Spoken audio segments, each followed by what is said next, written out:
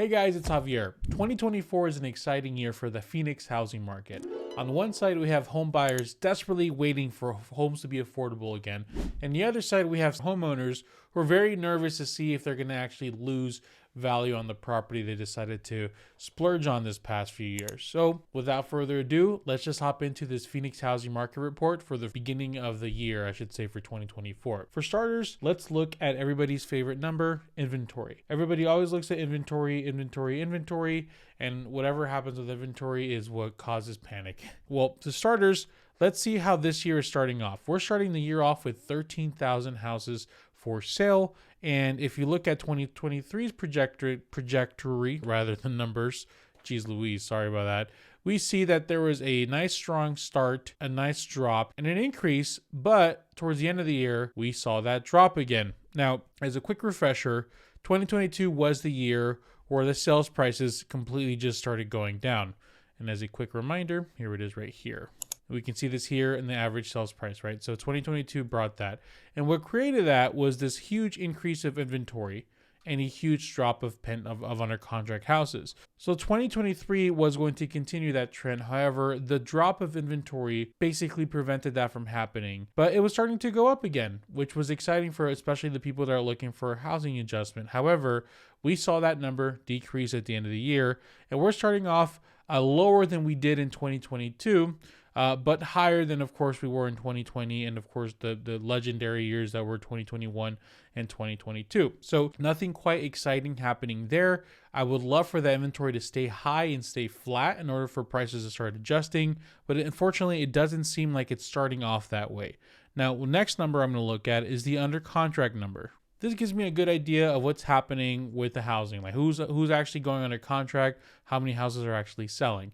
And as we can see here, we're actually starting this year the lowest number we've seen in the last 4 to 5 years, which is crazy because 2021 and 2022, these are the ones, part of the reason why the housing prices really exploded is there were a lot of houses going under contract.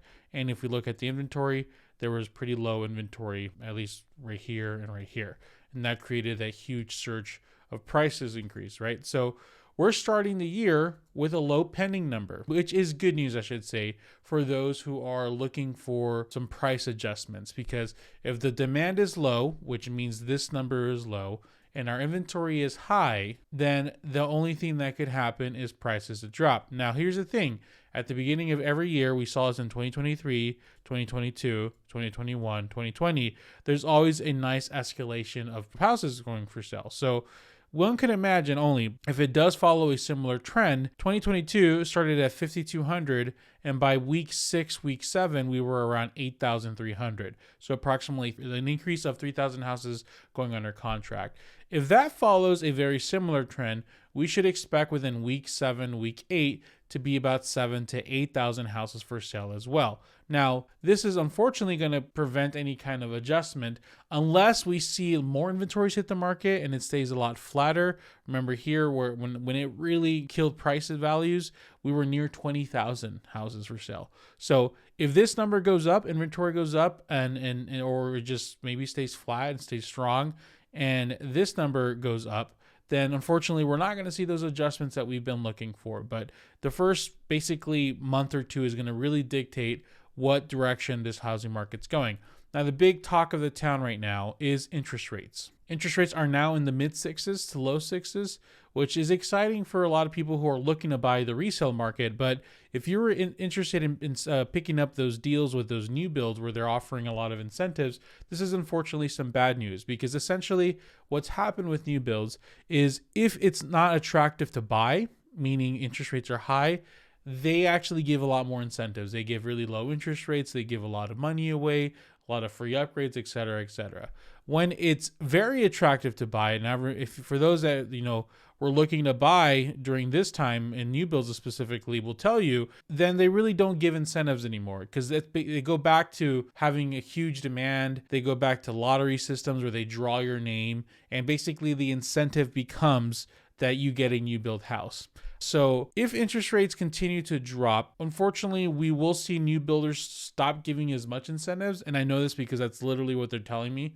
Most of my clientele right now are new builds or people looking to buy houses that are new, because just the incentives are pretty great. They're giving, like, I think someone got locked in for a small house. Usually the smaller houses are the ones they give more deals on, for like $350,000 for like a 4.9% interest rate or something like that. So it just makes sense if you're a first-time home buyer. So if interest rates continue to drop, we might see those deals kind of go away, because if it gets more attractive to buy resales, then it might work more in their favor. So once again, the less people that are buying, the more incentives they give. And the more people that are buying, the less incentives they give. So if interest rates start really dropping and we go into the fives, it'll be a very exciting time because houses will be somewhat more affordable. But the thing is, will it cause a lot of people to come out of the woodwork, and will it cause this under contract number to go up?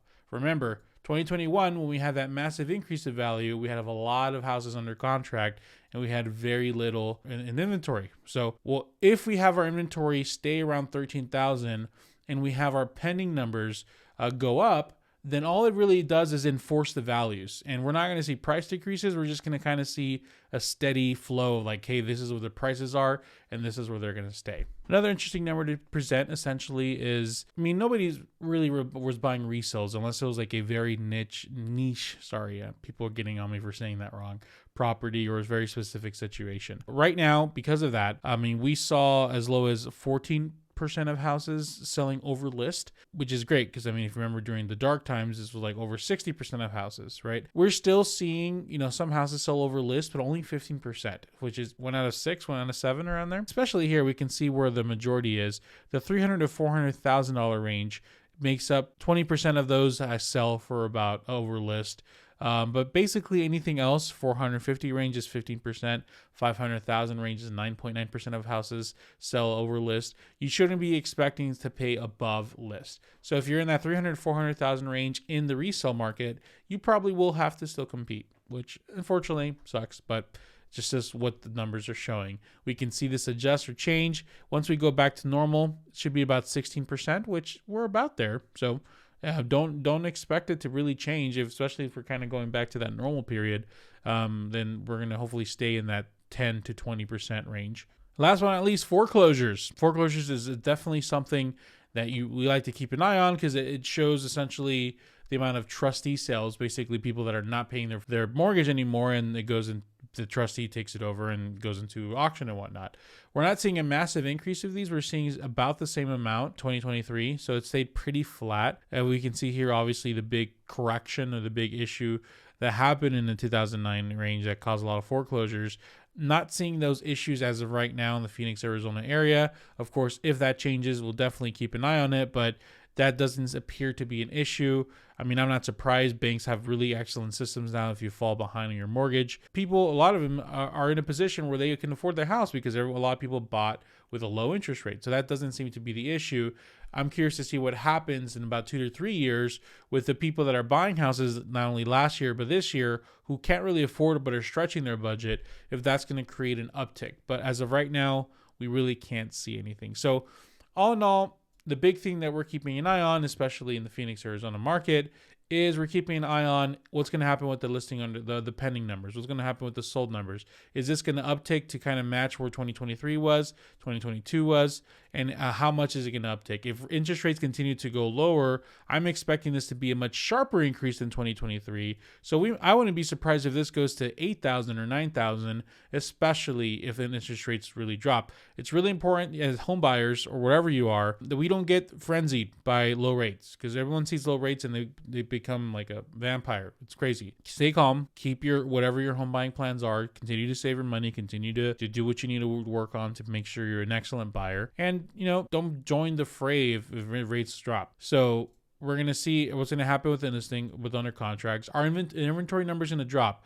If they drop, it's not good news. Prices are going to go up a lot. My prediction is, I don't know. It's hard to predict. If the inventory increases to up here, that's almost 20,000 range, then it's good news for prices dropping. If they stay between 10 to 12,000, I hate to break it to you, but that's not going to really do anything for prices, especially if under contract numbers go up, which I'm anticipating they will. So we really need to see this number increase or at least stay pretty high for prices to start adjusting. So we'll see what happens there. And that's really it. Now keep in mind, when it comes to making decisions, like if you already have your savings, you have everything ready to go, and you're like, you know what, the market's great. Well, you always want to look at local specific areas. Like you want to look at your individual zip code, your individual city.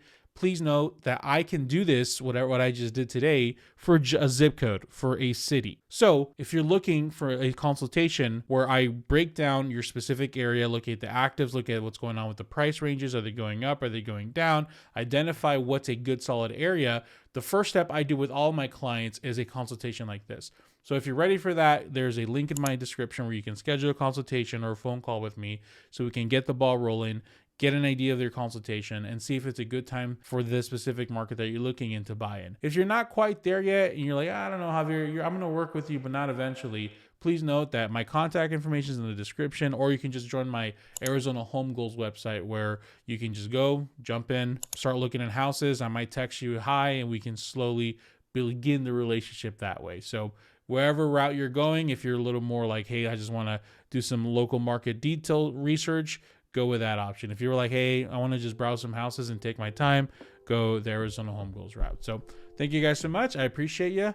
And let me know what city you want me to do next, or just what kind of videos you want to see next, because I'm looking forward to them. So see ya. I keep saying the peace. I don't know why. Peace out, y'all.